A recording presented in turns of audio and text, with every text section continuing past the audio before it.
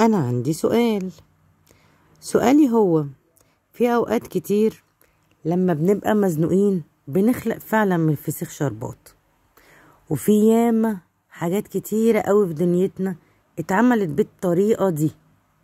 يعني ايه؟ انتوا عارفين البيتزا دي اتعملت ازاي؟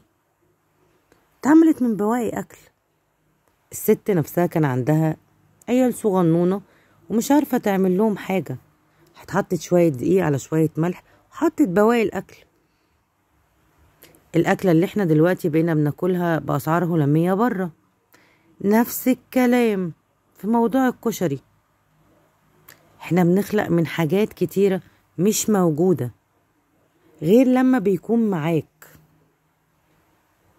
هي الدنيا دي كده، أوقات كتيرة لما بتبقى معانا مبقاش بنفكر في حاجات تانية اللي انت تبتكر او اللي انت تطلع اي حاجة، بس اوقات كتيرة تانية برضو في وقت الزنقة احنا بنطلع حاجات كتيرة فعلا بتبقى فعلا ترند.